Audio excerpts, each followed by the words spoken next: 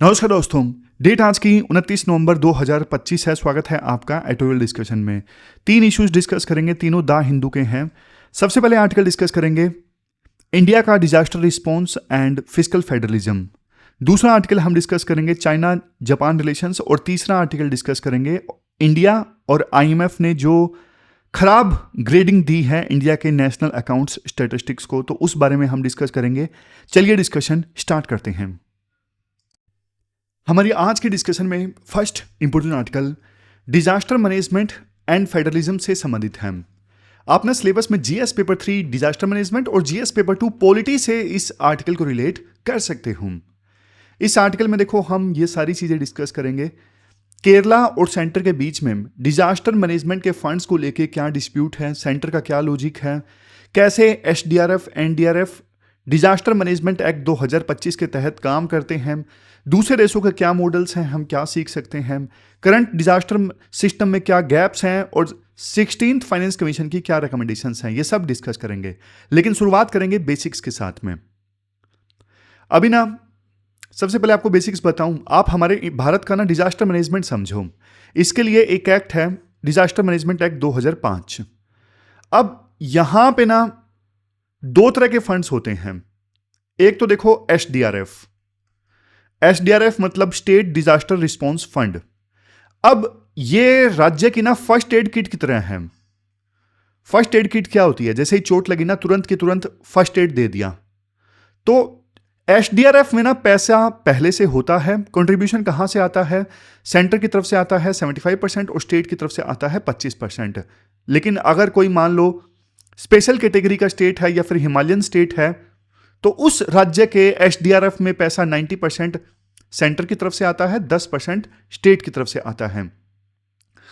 तो देखो किसी स्टेट में अगर छोटी मोटी आपदा आई है ना, यानी कोई माइनर डिजास्टर आया है, तो वहां से पैसा निकाल दिया जाता है उस डिजास्टर से निपटने के लिए। और मनी जो है ऑलरेडी अवेलेबल होता है इस एसडीआरएफ में।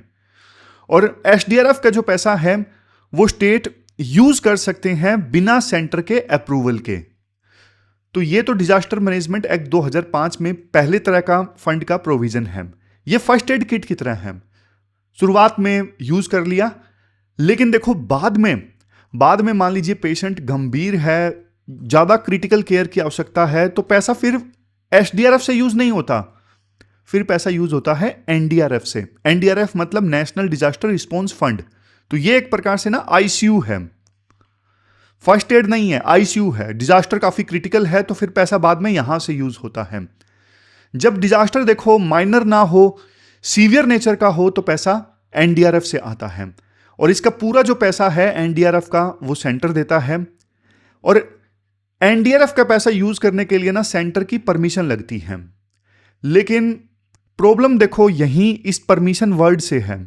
परमिशन का क्या मतलब है? परमिशन सेंटर कब देता है, कब नहीं देता है, इसी को लेके ये पूरा जो विवाद है। जैसे एक केस स्टडी है, जुलाई 2024 में ना केरला में वायनाड में ना एक बहुत भयंकर लैंडस्लाइड हुई थी। 300 से ज्यादा लोग मारे गए थे, हजारों घर टूट गए थे। केरला सरकार ने हिसाब लगाया और हिसाब लगा के उन्होंने सेंटर को मेमोरेंडम भेजा और डिमांड की कि हमें ना इस लैंडस्लाइड से रिकवर करने के लिए ना 2200 करोड़ की आवश्यकता है। 2200 करोड़ केरला ने डिमांड किए वायनाड लैंडस्लाइड की जो आपदा है उससे निपटने के लिए। मतलब और इसमें भी केरला ने यह भी बोल दिया कि 1200 जो करोड़ है उसका तो नुकसान ही हुआ है। लेकिन रिजल्ट क्या आया? सेंट्रल गवर्नमेंट से अप्रूव हुए सिर्फ 260 करोड़। डिमांड का मुश्किल से 11% अप्रूव किया गया सेंट्रल गवर्नमेंट के द्वारा। और यह सिर्फ देखो केरला की कहानी नहीं है। कर्नाटक में फ्लड्स आती हैं 2019 में, तमिलनाडु में साइक्लोन आया, साइक्लोन गजा 2018 में आया। इनके साथ भी ऐसा ही हुआ था। इसे कहते हैं फिस्कल एसिमेट्री, मतलब जरूरत ज्यादा पैसा कम मिल रहा है। तो इसके बाद में ना राइटर 4 फ्लॉज बताते हैं, 4 कमियां बताते हैं हमारे देश की डिजास्टर मैनेजमेंट में। पहली आउटडेटेड रिलीफ नॉर्म्स, दूसरा एम्बिग्विटी इन सीवियर टैग, तीसरा प्रोसीजरल रेड टेपिज्म और चौथा वीक एलोकेशन क्राइटेरिया। अब इन चारों को मैं एक एक करके आपको समझाता हूं। सबसे पहले है आउटडेटेड रिलीफ नॉर्म्स। देखो सेंट्रल गवर्नमेंट जो पैसा देती है ना, वो कंपनसेशन सीलिंग्स पे बेस्ड है। मतलब सेंट्रल गवर्नमेंट कहती है, अगर हम देखो एक्ट के हिसाब से पैसा देते हैं, अगर किसी की डेथ होती है तो हम 4 लाख रुपए देते हैं, अगर कोई घर टूट गया किसी का तो हम 1.2 लाख देते हैं। सोचिए आज के जमाने में 1,20,000 में घर बनेगा? नहीं बनेगा। ये रेट्स देखो पिछले 10 सालों से चेंज ही नहीं हुए हैं। तो ये पैसा सिर्फ जिंदा रहने के लिए है, रिकंस्ट्रक्शन के लिए नहीं है। तो जो रिलीफ नॉर्म्स हैं वो देखो आउटडेटेड हैं, वो आउटडेटेड हैं। दूसरी प्रॉब्लम है एम्बिग्विटी इन सीवियर टैग। देखो एनडीआरएफ का पैसा तभी मिलता है जब डिजास्टर जो है वो सीवियर कैटेगरी की हो, मतलब बहुत ज़्यादा सीवियर हो डिजास्टर, तभी पैसा मिलता है। अब देखो कौन डिसाइड करेगा कि डिजास्टर सीवियर है या नहीं है? ये डिसाइड किया जाता है खुद सेंट्रल गवर्नमेंट के द्वारा। अब वायनाड लैंडस्लाइड को सीवियर डिक्लेयर करने में ना बहुत टाइम लगा दिया सेंट्रल गवर्नमेंट ने, क्योंकि वहां पे ओपोजिशन की सरकार थी। लेकिन जहां पे मान लीजिए बीजेपी की सरकार थी, वहां पे डिजास्टर का पैसा जल्दी से मिल गया उस राज्य सरकार को। तो यहां पे पॉलिटिकल बायस होता है, डिफरेंशियल ट्रीटमेंट होती है। रूलिंग पार्टी के सरकार अगर कहीं किसी राज्य में है तो वहां पे ज्यादा आसानी से पैसा मिल जाता है, लेकिन जहां पे अपोजिशन की सरकार है वहां पे फिर पैसा आसानी से नहीं मिलता है। अब नेक्स्ट तीसरी प्रॉब्लम, प्रोसीजरल रेड टेपिज्म। देखो प्रोसेस बहुत लंबा है। पहले ना स्टेट मेमोरेंडम भेजेगा सेंट्रल गवर्नमेंट को कि हमारे यहाँ पे डिजास्टर आया है, आप पैसा दीजिए एनडीआरएफ का। फिर हाई लेवल कमेटी जो है वो अप्रूव करेगी। अब इसमें ही महीनों लग जाते हैं।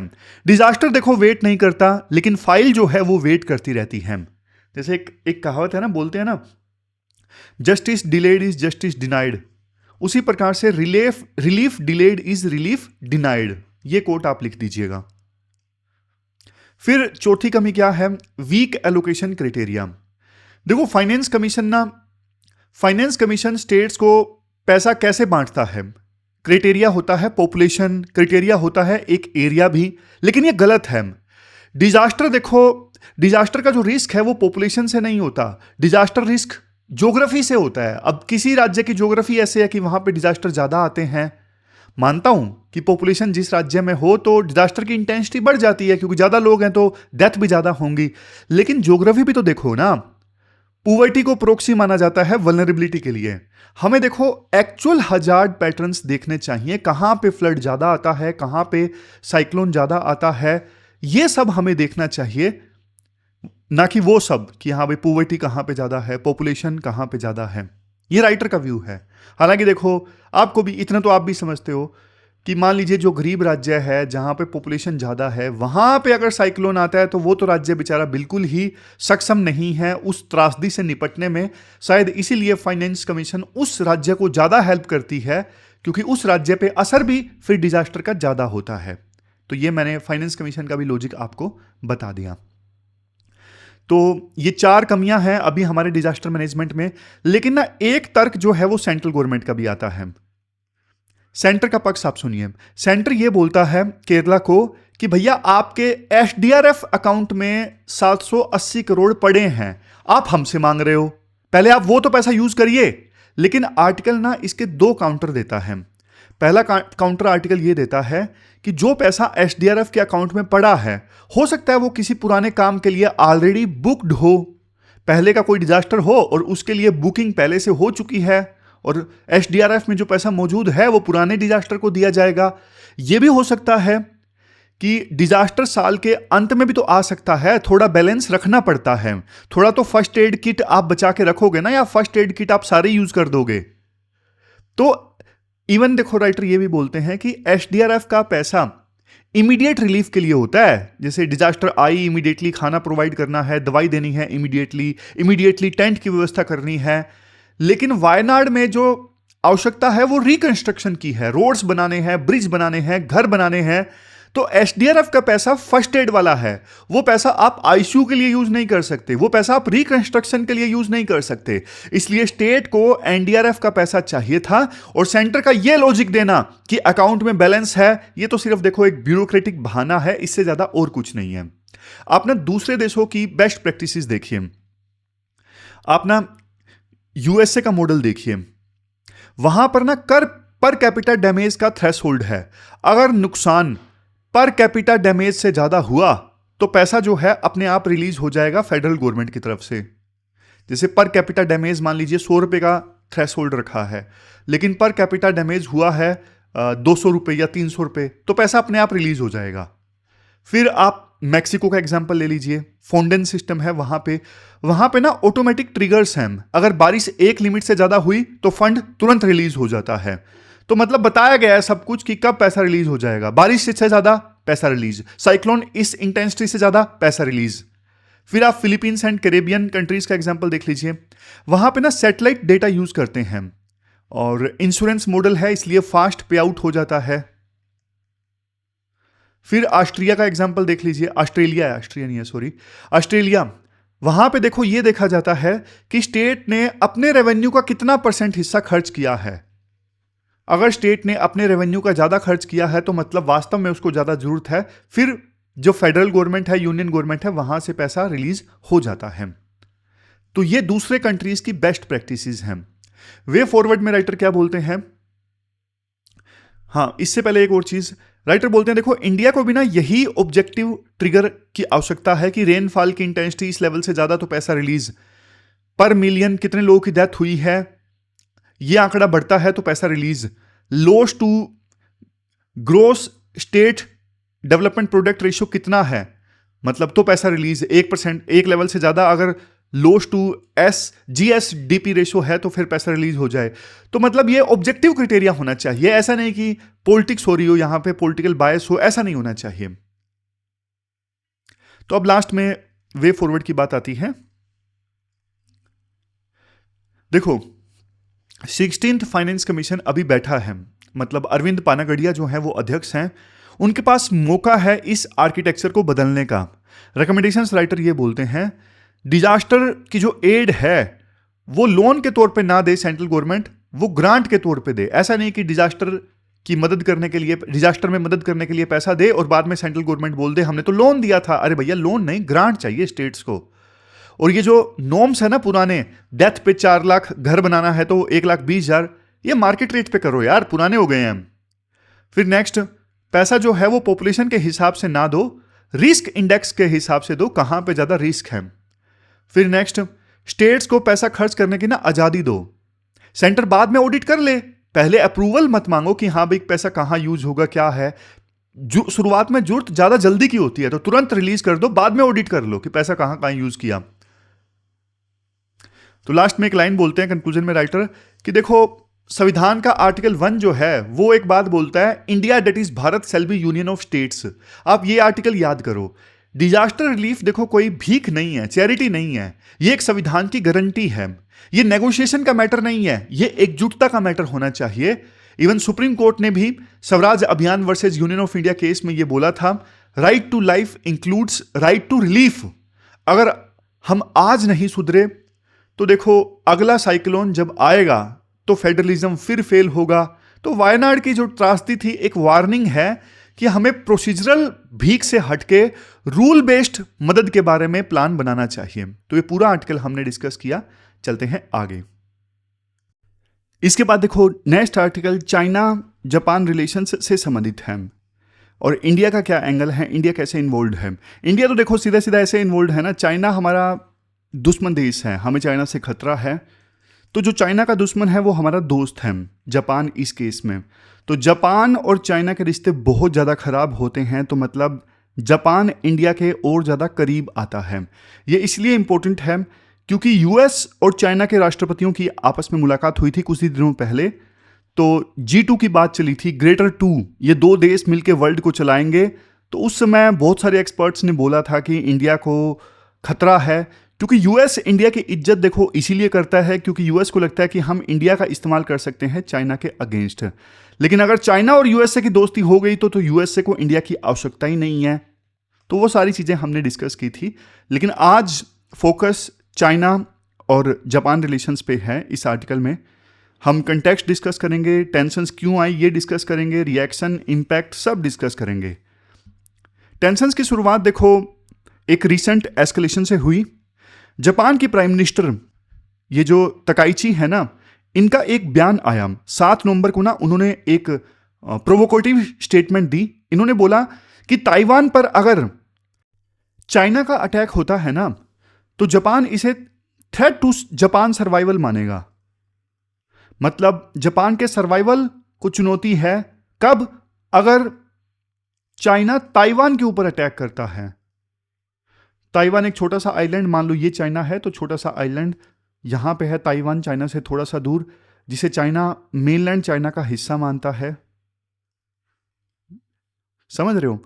तो जापान के इस स्टांस को अगर डिकोड करें, जापान यह बोलना चाहता है कि अगर चाइना ताइवान के ऊपर अटैक करता है तो ताइवान के डिफेंस में हम मिलिट्री इंटरवेंशन भी कर सकते हैं। यह मतलब हुआ जापान के प्रधानमंत्री की स्टेटमेंट का। देखो, यह पहली बार है जब जापान के किसी पीएम ने ना इतना साफ साफ रिमार्क दिया हो ताइवान के पक्ष में कि वो मिलिट्री इंटरवेंशन भी कर सकते हैं ताइवान के डिफेंस में। पहले ना जापान हमेशा ना स्ट्रेटेजिक एम्बिग्युइटी रखता था। एम्बिग्युइटी मतलब उनका ना ताइवान पर क्लियर स्टैंड नहीं होता था। इसलिए ये जो स्टेटमेंट दी है ना वहां के प्रधानमंत्री ने, ये एक प्रकार से ना उनके स्टैंड का ना क्लियर डिपार्चर है। मतलब वो अपनी पुरानी कॉशियस पॉलिसी से हट गए हैं और इस क्लियर डिक्लेरेशन ने चाइना को बहुत ज्यादा नाराज कर दिया है, बहुत ज्यादा इनरेज्ड कर दिया है। अब चाइना का रिस्पॉन्स देखिए जापान के अगेंस्ट। चाइना ने क्या किया? चाइना ने तुरंत इनके प्रधानमंत्री को बोला कि आप अपने रिमार्क्स वापस लीजिए। पहली चीज चाइना ने यह की कि जापान के प्रधानमंत्री को बोला कि आप अपनी स्टेटमेंट वापस लीजिए। फिर जापान से जो सी फूड आता है चाइना में इंपोर्ट होके, उसके इंपोर्ट पर चाइना ने बैन लगा दिया। यह एक कोशिश थी जापान के ऊपर इकोनॉमिक प्रेशर डालने की, कि जापान को मजबूर किया जा सके कि उनके प्रधानमंत्री ये स्टेटमेंट वापस ले। फिर तीसरा चाइना ने यह किया, अपने सिटीजन्स को ना ट्रैवल एडवाइजरीज इशू किए कि आप जापान मत जाइए, जापान जाने से अवॉइड कीजिए। तो ये 3 स्टेप्स चाइना ने लिए। ये तो देखो डिप्लोमेटिक और इकोनॉमिक स्टेप्स हैं। इसके अलावा मिलिट्री स्टेप्स भी चाइना ने लिए। जैसे चाइना ने एक बड़ा क्लेम किया। बड़ा क्लेम यह था कि जापान जो है वो एक आइलैंड पे ना मिसाइल्स डिप्लॉय कर रहा है। वो आइलैंड कौन सा है? वो आइलैंड है ये वाला, योनागुनी आइलैंड। योनागुनी आइलैंड जो है वो ताइवान के बिल्कुल पास है। तो चाइना ने ये क्लेम कर दिया कि जापान जो है वो योनागुनी आइलैंड के ऊपर ना मिसाइल्स डिप्लॉय कर रहा है और ये बहुत खतरनाक मूव है जापान का। फिर देखो चाइना के जो कोस्ट गार्ड वेसल्स हैं वो भी एक्टिव हो गए। चाइना के जो कोस्ट गार्ड वेसल्स है ना, वो 2 डिस्प्यूटेड आइलैंड्स के आसपास पेट्रोलिंग करने लगे। ये जो 2 आइलैंड, मतलब आइलैंड एक ही है, 2 नहीं है, नाम अलग अलग है। ये दियाऊ और सेनकाकू, ये आइलैंड्स, मतलब जापान में कुछ कहते हैं, चाइना में कुछ कहते हैं। तो इन आइलैंड्स को लेके जो डिस्प्यूट है ना जापान और चाइना के बीच में, इन आइलैंड्स के आसपास चाइना के कोस्ट गार्ड वेसल्स पेट्रोलिंग करने लगे एज ए चेतावनी जापान को। तो चाइना के ये जो एक्शन था ना, ये जापान की टेरिटोरी का एक प्रकार से वायलेशन था। समझ रहे हो? फिर चाइना ने क्लियर वार्निंग भी दे दी जापान को कि जापान का ताइवान में कोई भी मिलिट्री इंटरवेंशन, ये एक प्रकार से ना एक्ट ऑफ एग्रेशन माना जाएगा चाइना के अगेंस्ट। अगर कोई भी मिलिट्री इंटरवेंशन जापान करता है ताइवान में, तो ये चाइना वाले बोलते हैं हम मानेंगे कि ये एक्ट ऑफ एग्रेशन है हमारे अगेंस्ट में। अब थोड़ा राइटर हिस्टोरिकल रूट्स भी बताते हैं। देखो, चाइना का गुस्सा सिर्फ जापान के प्रधानमंत्री के बयान पर नहीं है। आप हिस्ट्री अगर समझोगे ना, तो जापान और चाइना के बीच में पास्ट में काफी टेंशन्स रही हैं। जापान ने ना चाइना को गुलाम बनाया था। तो जापान की जो कॉलोनियल लीगेसी है ना, अभी भी चाइना की कलेक्टिव मेमोरी में है। मतलब जिस प्रकार से जापान ने चाइना के कई हिस्सों पर ब्रूटल ऑक्यूपेशन किया था ना, उस समय बहुत सारे रेप्स किए थे, तो वो चाइना के जख्म जो है अभी भी ताजा है कि किस प्रकार से जापान ने हमें गुलाम बनाया था। फिर देखो क्या हुआ। 1895 से लेकर 1945 के बीच में ट्रीटी ऑफ शिमोनोसेकी के बाद में ना ताइवान जापान के कब्जे में रहा था 50 सालों तक। और जापान की हार हुई सेकेंड वर्ल्ड वॉर में। जापान की हार हुई थी सेकेंड वर्ल्ड वॉर में, उसके बाद ताइवान चाइना के कंट्रोल में वापस आया। फिर देखो 1949 में ना डिवाइड हो गया, चाइना में कम्युनिस्ट रेवोल्यूशन हुआ और हारने के बाद में ना जो केएमटी फोर्सेस थी, हारने के बाद में जो केएमटी फोर्सेस थी वो ताइवान भाग गई। तब से देखो ताइवान सेल्फ रूल्ड है, मगर चाइना इसे ना अपनी कोर सोवरेनिटी का इशू मानता है। चाइना इसे ना एक विद्रोही प्रांत कहता है कि मेरा ही प्रांत है लेकिन अभी विद्रोह में है। तो ये चाइना का दावा है ताइवान के ऊपर। अब इस पॉलिसी को ना मोस्ट कंट्रीज, चाइना की एक पॉलिसी है वन चाइना पॉलिसी, चाइना की एक पॉलिसी है वन चाइना पॉलिसी। इस पॉलिसी को ज्यादातर जो कंट्रीज है ना वो एक्नॉलेज करती हैं। इसका मतलब ये है ताइवान को चाइना का ना हिस्सा माना जाता है और ये है वन चाइना पॉलिसी। ज्यादातर देश ना इसे एक्नॉलेज करते हैं। एक्नॉलेज इसलिए करते हैं क्योंकि उन्हें चाइना के साथ में ट्रेड करना है और चाइना के लिए ये काफी सेंसिटिव इशू है वन चाइना पॉलिसी। जो इस पॉलिसी को नहीं मानेगा चाइना उसके साथ में बल्कि व्यापार करना तो छोड़ो, दुश्मनी मोल ले लेगा। अब कौन चाइना की दुश्मनी मोल ले। लेकिन यहां पे ना राइटर बोलते हैं कि अजीब सा ना पैराडॉक्स भी है जापान और चाइना के बीच में। एक तरफ देखो चाइना और जापान के बीच में ना काफी गहरा पॉलिटिकल और हिस्टोरिकल मिसट्रस्ट है, काफी गहरा है। लेकिन देखो इकोनॉमिकली दोनों एक दूसरे से जुड़े हुए हैं। दोनों के बीच में $300 बिलियन से ज्यादा का एनुअल ट्रेड होता है और ये जो ट्रेड है ना दोनों देशों के लिए म्यूचुअल प्रोस्पेरिटी का बेस है। मतलब इस ट्रेड को ना चाइना को भी फायदा होता है म्यूचुअल ट्रेड से और जापान को भी फायदा होता है और इससे एशियन इकोनॉमी को भी स्टेबिलिटी मिलती है। लेकिन देखो अभी ना जापान की जो नई प्रधानमंत्री बनी है ना, जिनका नाम है तकाइची, जिन्होंने ये स्टेटमेंट दी है, वो हार्डकोर नेशनलिस्ट हैं वो। अब जैसे ही वो प्रधानमंत्री बनी तो उन्होंने अपना जो रिटोरिक है वो तेज कर दिया, एग्रेसिव स्टेटमेंट्स देना। तो उन्होंने स्टेटमेंट दिया, साथ ही में चाइना का भी फोर्सफुल रिस्पॉन्स आया। तो इन सब चीजों से ईस्ट एशिया में ना बहुत ज्यादा हॉस्टिलिटी बढ़ गई है। मतलब एक नया दौर स्टार्ट हो गया है। कल को दोनों देशों के बीच में अगर टेंशन्स बढ़ती हैं तो जो सप्लाई चेन्स हैं वो डिसरप्ट हो जाएंगी। कोई चीज़ ऐसी होगी जो जापान से चाइना में जाती है वो नहीं आ पाएगी, कुछ चीज़ें चाइना से जापान में जाती हैं, सारी सप्लाई चेन डिसरप्ट हो जाएगी और रीजनल स्टेबिलिटी भी खराब होगी। तो लास्ट में राइटर ये बोलते हैं, देखो इमीडिएट सॉल्यूशन निकलना तो जापान और चाइना के बीच में अभी इसकी संभावना काफ़ी कम है और ताइवान का जो मुद्दा है इतना जल्दी सोल्व होने वाला है नहीं। इसलिए पीस मेंटेन करने के लिए ना जैसा चल रहा है स्टेटस को मेंटेन करना चाहिए, जैसा चल रहा है वैसा चलता रहना चाहिए। सभी साइड्स को अभी ना डिप्लोमेटिकली एग्रेसिव स्टेटमेंट्स नहीं देनी चाहिए। लीडर्स को अपने ट्रेड पे ज़्यादा फोकस करना चाहिए और कई बार ना छोटी छोटी जो स्मॉल जजमेंट हैं, मिस जजमेंट है, उसकी वजह से बहुत बड़ा कन्फ्लिक्ट पैदा हो जाता है। और यहाँ पे ना यूनाइटेड स्टेट्स का जो रोल है वो भी काफ़ी बड़ा रोल है, क्योंकि देखो इवन यूनाइटेड स्टेट्स ने भी ना जापान की सुरक्षा की गारंटी ले रखी है। तो चाइना का अगर जापान के साथ में कुछ झगड़ा होता है, युद्ध होता है, तो यूएस को भी बीच में कूदना ही पड़ेगा, क्योंकि यूएस ने गारंटी दी है जापान को कि आपकी सुरक्षा की जिम्मेदारी हमारी है। तो इसीलिए बोला जाता है कि छोटा सा मिस जजमेंट ना, छोटी सी गलती बहुत भारी पड़ जाती है कई बार। तो ये पूरा आर्टिकल हमने डिस्कस किया, चलते हैं आगे। इसके बाद नेक्स्ट आर्टिकल देखो, इंडिया एंड आईएमएफ की लो ग्रेडिंग से संबंधित है। आप ना सिलेबस में जीएस पेपर 3 के इस टॉपिक से आर्टिकल को रिलेट कर सकते हो। देखो आईएमएफ ने ना इंडिया के नेशनल अकाउंट्स स्टेटिस्टिक्स को ना इवेल्युएट किया और रिजल्ट क्या आया, आईएमएफ ने दिया इंडिया के अकाउंट्स स्टेटिस्टिक्स को ग्रेड सी। ग्रेड सी का मतलब जानते हो?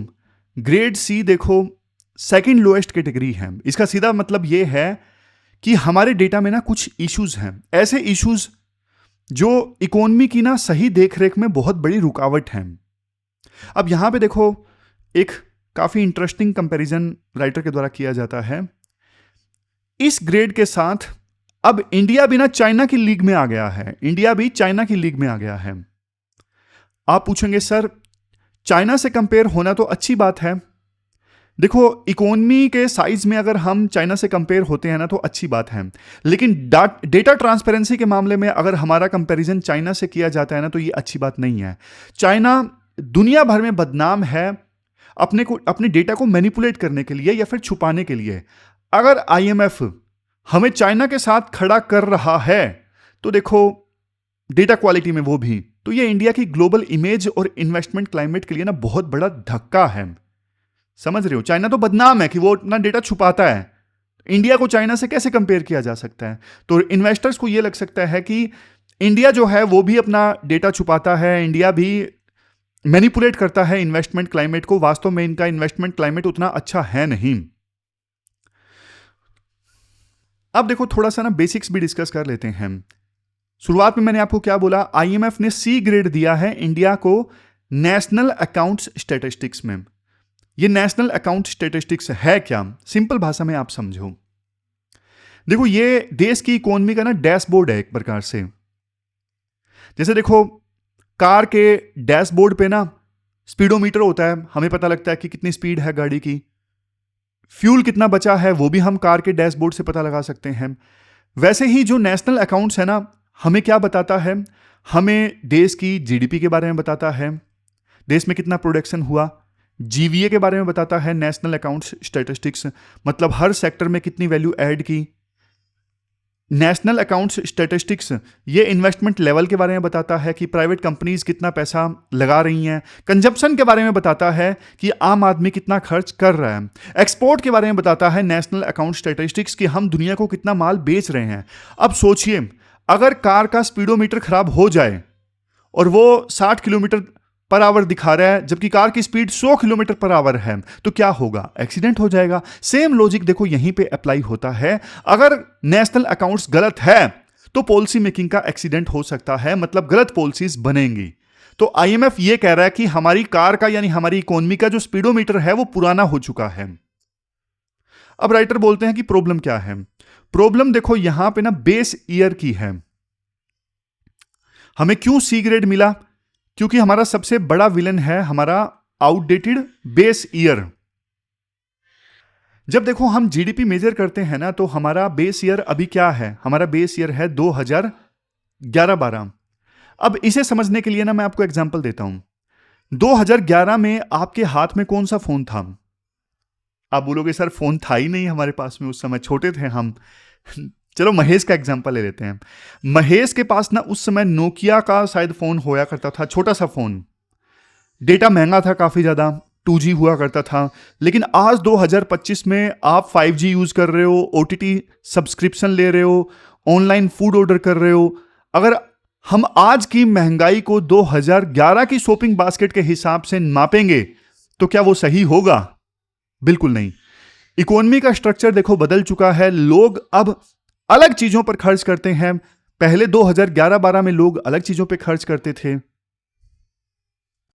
इवन देखो हमारा जो IIP है, इंडेक्स ऑफ इंडस्ट्रियल प्रोडक्शन, ये भी देखो इसका बेस भी 2011-12 का है।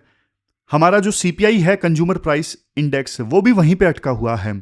तो IMF ने ये बोला कि इंडिया के CPI को यानी इन्फ्लेशन डेटा को हम B ग्रेड देते हैं। अब B ग्रेड देखो C ग्रेड से तो ठीक है, लेकिन A भी मिल सकता था अगर base year consumer price index का नया होता। इवन देखो फूड का जो वेटेज है ना 2011 में बहुत ज्यादा था CPI बास्केट में, लेकिन आज लोग शायद फूड पर कम खर्च करते हैं और सर्विसेज पे जैसे एजुकेशन पे, हेल्थ पे ज्यादा खर्च कर रहे हैं। तो पुराना डेटा देखो ये सब चीजें कैप्चर नहीं कर पाता। आज के समय में ट्रेंड चेंज हो गया है। अब इसका असर क्या होता है, अब यहां पे थोड़ा आप एनालिटिकली सोच के देखिए। जब देखो बेस ईयर पुराना होता है ना तो प्राइस मूवमेंट्स ना बिल्कुल एक्यूरेट ढंग से कैप्चर नहीं हो पाती, मतलब महंगाई जो है वो सही ढंग से कैप्चर नहीं हो पाती जब बेस ईयर आपका पुराना है। तो फिर इसका सीधा असर RBI पर पड़ता है, RBI की पॉलिसीज पे पड़ता है। RBI अपनी जो मॉनिटरी पॉलिसी है, रेपो रेट कितना होगा, रिवर्स रेपो रेट कितना होगा, ये सब देखो CPI का डेटा देख के डिसाइड करती है। और जबकि CPI का बेस ईयर ही पुराना है, सब कुछ पुराना है, तो आप सोच के देखो रियल मार्केट में महंगाई बढ़ रही है लेकिन पुराने डेटा के हिसाब से सीपीआई कम दिखा रहा है, तो आरबीआई सोचे कि सब ठीक है, रेट कम रखते हैं यार। लेकिन इससे ना मार्केट में पैसा और बढ़ेगा और महंगाई कंट्रोल से बाहर हो जाएगी। समझ गए? थोड़ा सा डीप सोच के देखिए कि बेस ईयर पुराना है तो उसके हिसाब से महंगाई ठीक है, ज्यादा नहीं है। लेकिन भैया आपका बेस ईयर ही पुराना है, आज लोगों की जो बिहेवियर पैटर्न है वो चेंज हो चुके हैं, लोग किन चीज़ों पे खर्चा कर रहे हैं वो सब चीज़ें बदल चुकी हैं। तो नया बेस ईयर होना चाहिए, नई बास्केट होनी चाहिए जिसके बेस पे आप ये डिसाइड करते हो कि महंगाई कितनी है। सही ढंग से महंगाई डिसाइड होगी तभी तो आरबीआई की पॉलिसीज अच्छी हो सकेंगी ना। इसके बाद राइटर सबसे क्रिटिकल पॉइंट देते हैं इनफॉर्मल सेक्टर से संबंधित। देखो इंडिया की इकोनॉमी का ना एक बड़ा हिस्सा आपको पता है अनऑर्गेनाइज्ड है या फिर इनफॉर्मल है। ये देखो वही लोग हैं जो कैश में बिजनेस करते हैं, रजिस्टर्ड नहीं है, जैसे देखो स्ट्रीट वेंडर्स, स्मॉल वर्कशॉप्स, ये सब। अब इनफॉर्मल सेक्टर को क्वांटिफाई करना, उनकी गिनती करना देखो बहुत ज्यादा डिफिकल्ट है, क्योंकि देखो इनका कोई डिजिटल ट्रेल नहीं होता है, कहीं पे रजिस्टर तो है नहीं। लेकिन अगर देखो हम इसे ना सही से मेजर नहीं करेंगे इनफॉर्मल सेक्टर को, तो हमें ना कभी पता ही नहीं चलेगा कि रियल इंडिया कैसे ग्रो कर रहा है। फिर ना आर्टिकल एक बात बोलता है, देखो हमारा डेटा कलेक्शन पहले से तो इंप्रूव हुआ है। हिस्टोरिकली हम एएसआई यूज करते थे, एनुअल सर्वे ऑफ इंडस्ट्रीज। फिर 2011-12 सीरीज में ना हमने एमसीए 21 डेटाबेस को यूज करना स्टार्ट किया। ये कॉर्पोरेट सेक्टर का पूरा डेटाबेस है, तो ये एक इंप्रूवमेंट था। लेकिन इनफॉर्मल सेक्टर अभी भी एक ब्लाइंड स्पॉट बना हुआ है। अगर देखो इनफॉर्मल सेक्टर सफर कर रहा है, जैसे देखो डिमोनेटाइजेशन की वजह से या फिर कोविड की वजह से, और डेटा उसे कैप्चर नहीं कर पा रहा है, तो फिर देखो जीडीपी के जो नंबर्स हैं वो ओवर एस्टिमेटेड हो सकते हैं। मतलब हकीकत कुछ और होगी और कागज पर कुछ और। तो वे फॉरवर्ड क्या है, सॉल्यूशन क्या है? सबसे पहले देखो गवर्नमेंट को ना अपना बेस ईयर अपडेट करना होगा। गवर्नमेंट बोलेगी सर प्रोसेस में है, लेकिन कितना टाइम लोगे भाई? सीपीआई, आईआईपी, नेशनल अकाउंट्स, सबका बेस ईयर आप जल्दी से चेंज करो, देर मत करो। देखो सामान्यतः इकोनॉमिस्ट ये मानते हैं कि बेस ईयर हर 5 साल में चेंज होना चाहिए, लेकिन यहां पे तो 10-12 साल का गैप आ गया। अब इस गैप को फ्यूचर में देखो कम करना होगा। फ्यूचर में बेस ईयर इतना लेट चेंज नहीं होना चाहिए। फिर दूसरा है जीएसटी डेटा को यूज किया जाए। अब ये देखो बहुत बड़ा गेम चेंजर है। जीडीपी एस्टिमेशन के लिए ना जीएसटी का जो डेटा है ना वो यूज किया जा सकता है। ये बहुत बढ़िया प्रपोजल है। जीएसटी नेटवर्क से हमें रियल टाइम सेल्स और प्रोडक्शन का डेटा मिलता है, और इससे ना इनफॉर्मल सेक्टर का भी वो हिस्सा जो अब फॉर्मल धीरे धीरे हो रहा है वो भी कैप्चर हो जाएगा। लास्ट में राइटर कंक्लूजन में ये बोलते हैं कि आईएमएफ का सी ग्रेड देखो बेशक हमें डीमोटिवेट कर सकता है, बट हमें डीमोटिवेट करने के बजाय एक्शन हमें लेना चाहिए। इंडिया के पास में ना काफ़ी बढ़िया बढ़िया इंस्ट्रूमेंट्स हैं, जैसे एनएसएसओ है, सीएसओ है। हमें देखो बस इन्हें ना मॉडर्न स्टैंडर्ड्स के हिसाब से अपग्रेड करना होगा। करेक्ट डेटा होना बहुत ज़्यादा जरूरी है, और गुड गवर्नेंस की ना लाइफ लाइन है करेक्ट डेटा। तो ये हमने पूरा आर्टिकल डिस्कस किया। लास्ट में क्वेश्चन भी देख लेते हैं जो आपको अटेम्प्ट करना है। ये क्वेश्चन आपको अटेम्प्ट करना है, 250 वर्ड्स में आपको इस क्वेश्चन का आंसर देना है, और 15 मार्क्स का ये क्वेश्चन है। ये डिजास्टर मैनेजमेंट वाला आर्टिकल डिस्कस किया ना हमने, उससे संबंधित है। तो ये थी हमारी आज की डिस्कशन। कल मिलते हैं फिर से एक नई डिस्कशन के साथ। तब तक आप अपना ध्यान रखिए, अच्छे से पढ़िए। Thank you very much for discussion.